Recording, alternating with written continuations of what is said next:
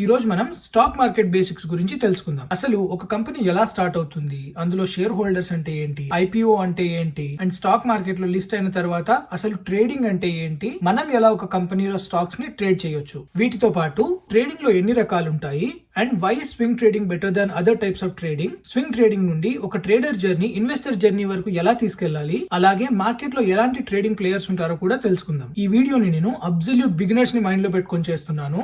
Stock market లో yes అంటే ఏంటో కూడా తెలియని వాళ్ళ కోసం ఈ వీడియో, ఎందుకంటే ఈ మాస్టర్ క్లాస్ సిరీస్ కంప్లీట్ అయిపోయే లోపు ట్రేడింగ్ అంటే ఏంటో అస్సలు ఐడియా లేని వాళ్ళు కూడా కంఫర్టబుల్ గా ఒక ప్రాఫిటబుల్ ట్రేడర్ అవ్వాలి. అది నా గోల్. వీడియో లెంత్ ఎక్కువ ఉంది కాబట్టి చాలా మంది చూడకపోవచ్చు, but I'm fine with it. చూసే 10 మంది అయినా సరే 100% నేర్చుకోవాలి. That is more important for me. మనం స్లోగా ఒక్కొక్క టాపిక్ ని డిస్కస్ చేద్దాము. All right everyone, welcome back to my channel 30 life set.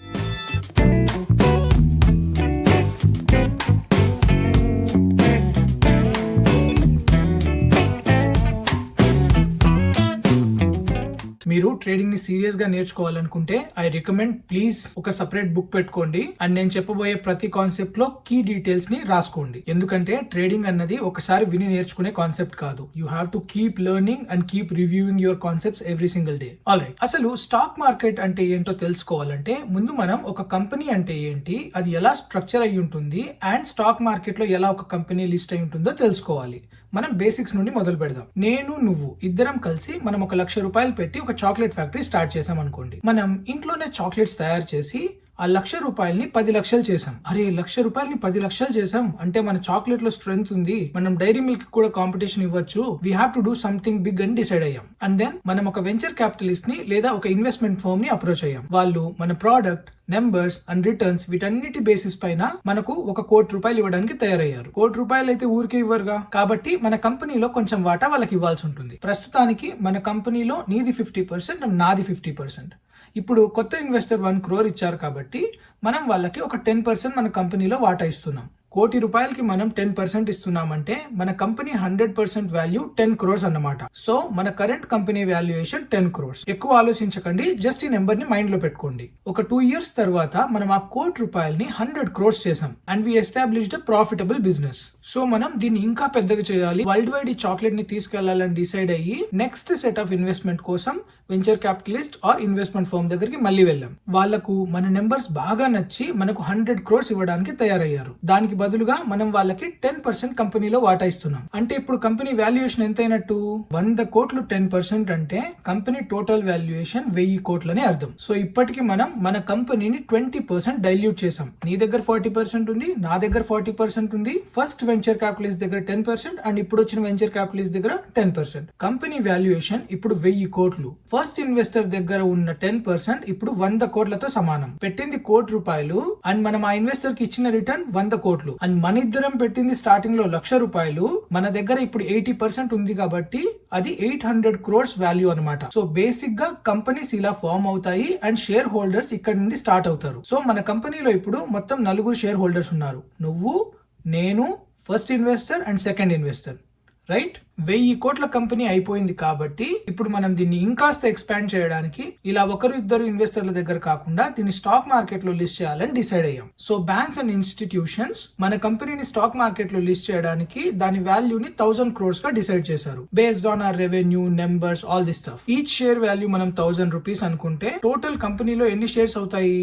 1000 crores by ₹1,000 అంటే 1,00,00,000 షేర్స్ ఉంటాయన్నమాట. అందులో 40 లక్షల షేర్లు నావి, 40 మీవి, 20 లక్షలు ఇద్దరు ఇన్వెస్టర్స్ వి. మన దగ్గర ఉన్న 80% లో నుండి 40% మన దగ్గరే పెట్టుకొని మిగతా 40% స్టాక్ మార్కెట్ లో లిస్ట్ చేయడానికి మనం అగ్రి అయ్యాం. అలాగే ఇన్వెస్టర్స్ కూడా ఆ 20% లో నుండి 10% వాళ్ళ దగ్గర పెట్టుకొని 10% స్టాక్ మార్కెట్ లో లిస్ట్ చేయడానికి రెడీ అయ్యారు. సో టోటల్ కంపెనీలో 50% ఆఫ్ ద షేర్స్ అంటే 50 లక్షల షేర్లు పబ్లిక్ కి అమ్మడానికి మనం రెడీగా ఉన్నాం. దీన్నే ఐపీఓ అంటారు, ఇనిషియల్ పబ్లిక్ ఆఫరింగ్. మనం 50 లక్షల షేర్లు, షేర్ ₹1,000 చొప్పున మన ఐపీఓని లాంచ్ చేశామన్నమాట. మన కంపెనీలో ఇంట్రెస్ట్ ఉన్న జనాలందరూ మన ఐపీఓకి అప్లై చేస్తారన్నమాట. ఇలా ఒక కంపెనీ యొక్క ట్రేడింగ్ జర్నీ స్టార్ట్ అవుతుంది. సో కంపెనీ స్ట్రక్చర్ అంటే ఏంటి, షేర్ హోల్డర్స్ అంటే ఏంటి, ఐపీఓ అంటే ఏంటి, అండ్ షేర్స్ పబ్లిక్ కి ఎలా అవైలబుల్ అవుతాయి, ఈ కాన్సెప్ట్ మీకు అర్థమైందని అనుకుంటున్నా. ఇప్పుడు అసలైన ట్రేడింగ్ అంటే ఏంటో స్టార్ట్ అవుతుంది. మార్కెట్ లో మనం 50 lakh షేర్స్ ని సప్లై చేసాం.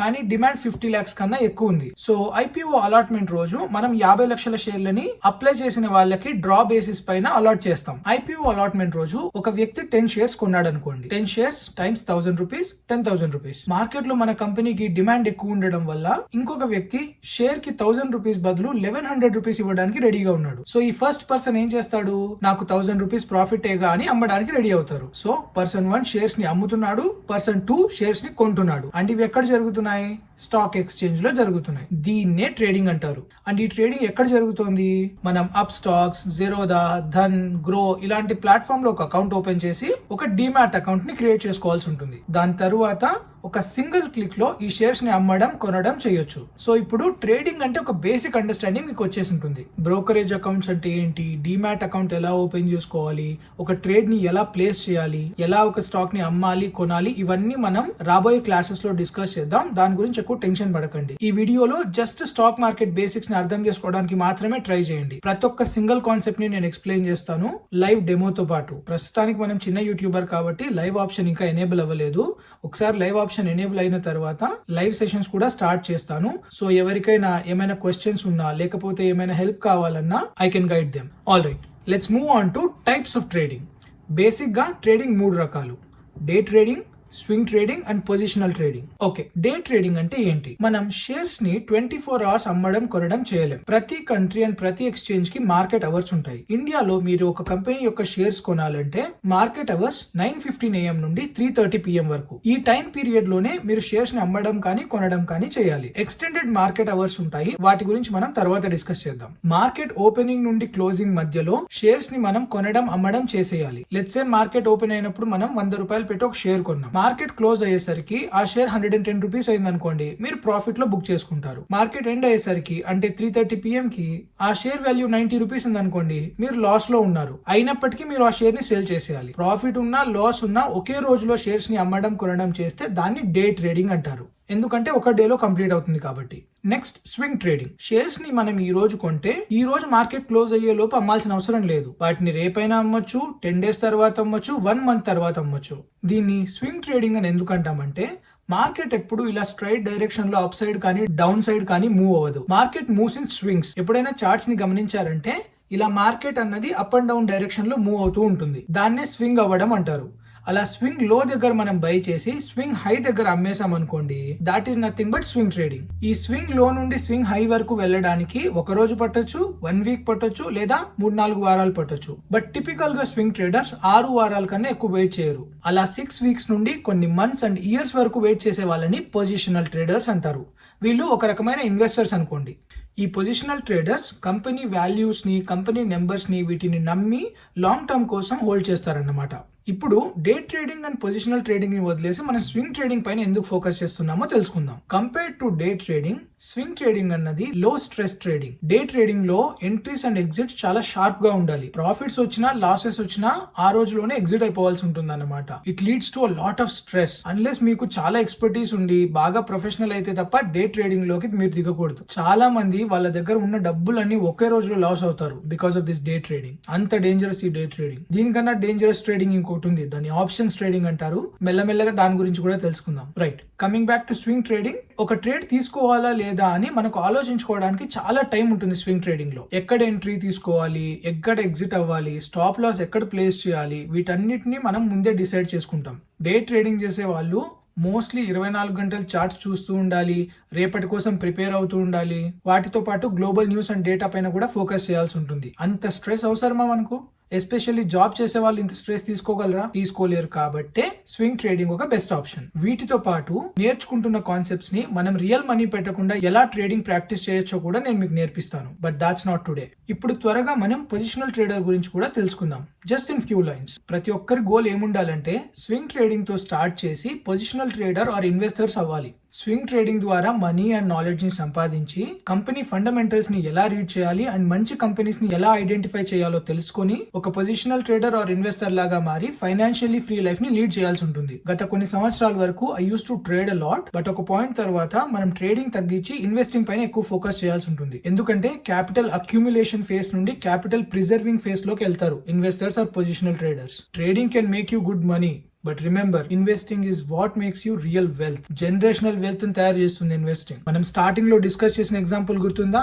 ఫస్ట్ ఇన్వెస్టర్ ₹1,00,00,000 పెట్టి 100 కోట్లు సంపాదించాడు. దీన్ని అర్లీ ఇన్వెస్టర్ అడ్వాంటేజ్ అంటారు. మన ఎండ్ గోల్ కూడా ఇలా ఒక ఇన్వెస్టర్ లాగా అవ్వడం. ఆల్ రైట్, ఇప్పుడు మనం మార్కెట్ లో ఎలాంటి ట్రేడింగ్ ప్లేయర్స్ ఉంటారో తెలుసుకుందాం. అంటే ఆటగాళ్ళు అన్నమాట. నీలాంటోళ్ళని నాలాంటోళ్ళని రీటైల్ ట్రేడర్స్ అంటారు. అంటే ఒక ఇండిపెండెంట్ ట్రేడర్ అన్నమాట. మనం ఒక కంపెనీ ఆర్ ఫర్మ్ తో అసోసియేట్ అయ్యి ఉండం. జస్ట్ మన own knowledge and analysis basis పైన ట్రేడ్స్ తీసుకుంటూ ఉంటాం. Next, institutional traders. ఈ బ్యాంక్స్, ట్రేడింగ్ ఫర్మ్స్ అండ్ పెద్ద పెద్ద ట్రేడింగ్ కంపెనీస్, వీటన్నిటిని ఇన్స్టిట్యూషనల్ ట్రేడర్స్ అంటారు. వీళ్ళు మనలాగా ₹1,00,000, 10 లక్షలు, ₹1,00,00,000 ఇలా చిన్న గేమ్స్ ఆడరు అన్నమాట. వీళ్ళంతా 100 crores, 1000 crores, 1,00,000 కోట్లు ఇలా ఇన్స్టిట్యూషనల్ లెవెల్లో ట్రేడ్స్ తీసుకుంటూ ఉంటారు. ఈ ఇన్స్టిట్యూషనల్ ట్రేడర్స్ డే ట్రేడింగ్ తో పాటు పొజిషనల్ ట్రేడింగ్ కూడా చేస్తారు. ఎందుకంటే ఇంత లార్జ్ అమౌంట్ ఆఫ్ మనీ పెట్టేటప్పుడు మార్కెట్ లో ప్రైస్ మూవ్ అవుతుందన్నమాట. సో వీళ్ళు ఒకే రోజు 1000 కోట్లు, 100 కోట్లు ఇలా ఇన్వెస్ట్ చేయరు. కొంచెం డైలీ ఒక 10 crores, 5 crores ఇలా పొజిషన్ ని బిల్డ్ చేసుకుంటూ వెళ్తారు. అండ్ వీళ్ళు డే ట్రేడింగ్ ఎలా చేస్తారు మరి?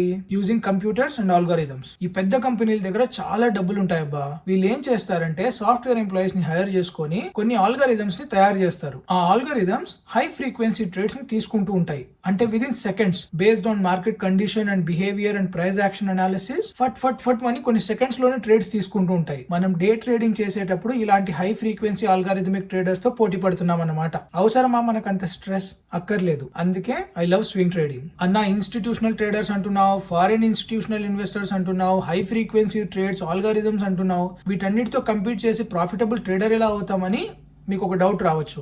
యాజ్ ఎ రీటైల్ ఇన్వెస్టర్ మన దగ్గర కూడా ఒక అడ్వాంటేజ్ ఉంది. Let me explain. For example, ఒక కంపెనీ ఒక స్టాక్ లో 1000 crores పెడదామని డిసైడ్ అయింది. 1000 crores ఒకే రోజు ఆ కంపెనీలో ఇన్వెస్ట్ చేయలేరు. ఎందుకు? 1000 crores వర్త్ షేర్ అవైలబుల్ గా కూడా ఉండాలిగా. అంటే అమ్మే వాళ్ళు కూడా అంతమంది ఉండాలిగా. సో వాళ్ళు ఏం చేస్తారంటే స్ట్రాటజిక్ గా ₹1,00,00,000, 5 crores, 10 crores ఇలా మెల్లగా పొజిషన్ ని బిల్డ్ చేసుకుంటూ వస్తారు. ఇలా పొజిషన్ ని బిల్డ్ చేసేటప్పుడు ప్రైస్ ఫ్లక్చుయేషన్స్ అవుతాయన్నమాట. అలాంటి ప్రైస్ ఫ్లక్చుయేషన్స్ లో మనం స్వింగ్ ని రైడ్ చేయొచ్చు.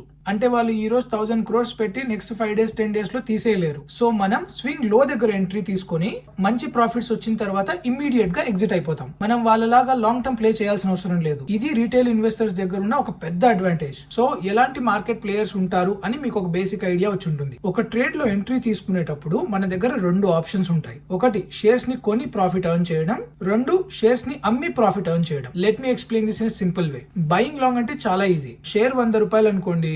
మీరు ₹100 పెట్టి షేర్ కొన్నారు, అది ₹110 వెళ్ళిన తర్వాత అమ్మేశారు, యూ మేడ్ ₹10 ప్రాఫిట్. ఇప్పుడు సెల్లింగ్ షార్ట్ అంటే ఏంటి? షేర్ వాల్యూ ఎలాగైతే పెరుగుతుందని మనం అనలైజ్ చేసామో సేమ్ వే షేర్ వాల్యూ పడుతుందని కూడా మనం అనలైజ్ చేయొచ్చు. అలా ఒక షేర్ వాల్యూ పడిపోయేటప్పుడు కూడా మనం ప్రాఫిట్స్ ఎర్న్ చేయొచ్చు యూజింగ్ దిస్ షార్ట్ టెక్నిక్. ఒక స్టాక్ వాల్యూ ₹100 ఉంది, అది ₹90 కి పడిపోతుందని మీరు అనలైజ్ చేశారు. సో ఇన్స్టెడ్ ఆఫ్ బయింగ్, మీరు ₹100 దగ్గర షేర్ ని సెల్ ఆర్డర్ ప్లేస్ చేస్తారు. సెల్ ఆర్డర్ ప్లేస్ చేసినప్పుడు మీ తరపున బ్రోకర్ ఆ షేర్ ని అమ్మేస్తాడనమాట ₹100 కి. సో మీరు బ్రోకర్ కి ఇప్పుడు ఒక షేర్ అప్పు ఉన్నారు అండ్ ప్రైస్ ₹90 కి వచ్చినప్పుడు మీరు బై చేసి షేర్ ని రిటర్న్ ఇచ్చేస్తే ఆ ₹10 డిఫరెన్స్ ని మీరు ప్రాఫిట్ గా పెట్టుకోవచ్చు. దీన్ని షార్ట్ సెల్లింగ్ అంటారు. షార్ట్ సెల్లింగ్ వినడానికి బాగున్నా దీన్ని సరిగ్గా అప్లై చేయకపోతే చాలా dangerous. You will lose all your money. Let me tell you why. మీరు ₹100 పెట్టి ఒక షేర్ కొన్నారు, కంపెనీ లాసెస్ లోకి వెళ్ళిపోయి ఆ షేర్ వాల్యూ 0 అయిపోయింది. సో మీరు ఇప్పుడు ఎంత మనీ లూజ్ అయ్యారు? ₹100. అదే మీరు ₹100 దగ్గర షేర్ ని షార్ట్ చేశారు. ఇన్స్టెడ్ ఆఫ్ ఫాలింగ్, అక్కడ నుండి ఆ కంపెనీ హ్యూజ్ గా పెరిగిపోయింది. లెట్స్ సే ₹100 నుండి 200 అయింది. సో మీరు ఆ షేర్ ని ₹200 కి కొనుక్కొని బ్రోకర్ కి రిటర్న్ ఇవ్వాల్సి ఉంటుంది. అంటే మీరు 100% లాస్ అయ్యారు. లెట్స్ సే మీరు 200 దగ్గర కూడా కొనలేదు, లేదు ప్రైస్ ఖచ్చితంగా పడుతుందని స్ట్రాంగ్ గా నమ్మి మీరు వెయిట్ చేస్తున్నారు. 200 దగ్గర నుండి అది ₹1000 కి వెళ్ళింది. Now you have to buy the same share at ₹1000. 900% loss. అలా షేర్ ప్రైస్ పెరగడానికి ఇన్ఫినిట్ స్కోప్ ఉంటుంది, కానీ షేర్ ప్రైస్ పడడానికి ఇన్ఫినిట్ స్కోప్ ఉండదు. మీరు షేర్ ని కొంటే 100% మాత్రమే మాక్సిమం లాస్ ఉంటుంది. అందుకే షార్ట్ సెల్లింగ్ చేసే వాళ్ళు స్టాప్ లాస్ ని చాలా స్ట్రిక్ట్ గా ఫాలో అవుతారు. డోంట్ వరీ, మనం దాని గురించి కూడా నేర్చుకుందాం. ఆల్ రైట్, లాస్ట్ కాన్సెప్ట్, మనం మార్జిన్ ట్రేడింగ్ గురించి తెలుసుకుందాం. మార్జిన్ ట్రేడింగ్ ని సింపుల్ గా ఎక్స్ప్లెయిన్ చేయాలంటే, లెట్స్ సే మన దగ్గర ₹1000 ఉన్నాయి, మనం డే ట్రేడింగ్ చేయాలనుకుంటున్నాం. ఈ అప్ స్టాక్, జీరోదా, గ్రో, ఈ బ్రోకర్స్ ఏం చేస్తాయంటే 5x, 10x, 50x ఇలా మార్జిన్ ఇస్తాయి. మనం 5x ని ఎగ్జాంపుల్ గా తీసుకొని అర్థం చేసుకుందాం. మీ దగ్గర 1000 రూపీస్ ఉన్నాయి అండ్ బ్రోకర్ మీకు 5x మార్జిన్ ఇవ్వడానికి రెడీగా ఉన్నాడు. అంటే మీ బయింగ్ కెపాసిటీ ఇప్పుడు 5000 రూపీస్ అన్నమాట. ఇలా మార్జిన్ ఇస్తున్నందుకు ఆ బ్రోకర్స్ మన దగ్గర పర్ డే బేసిస్ పైన చార్జ్ చేస్తారు. మార్జిన్ ఆప్షన్ ని ప్రాపర్ గా యూజ్ చేసుకుంటే బెనిఫిషియలే కానీ డౌన్ సైడ్ కూడా ఎక్కువ ఉంటుంది. ఒక షేర్ 100 రూపాయలు అయితే 5x మార్జిన్ తో మీరు 50 షేర్స్ కొన్నారు. షేర్ వాల్యూ 100 రూపీస్ నుండి 110 అయింది అనుకోండి, మీకు 500 ప్రాఫిట్ వస్తుంది. Well and good, right? అదే షేర్ వాల్యూ 100 రూపీస్ నుండి 90 రూపీస్ అయితే మీకు 500 లాస్. అంటే 50% of your capital wiped out. మీకు అర్థమవుతుందని అనుకుంటున్నా. సో నెక్స్ట్ టైం మీరు లెవరేజ్ తీసుకోవాలనుకుంటే ఇప్పుడు మీ దగ్గర 500 ఉంది కాబట్టి మీకు 2500 రూపీస్ మాత్రమే లెవరేజ్ ఇస్తాడు బ్రోకర్. అందుకే leverage trading are margin trading ఒక రిస్కీ స్టెప్. స్టార్టింగ్ లో మనం దీని జోలికి అస్సలు వెళ్ళకూడదు.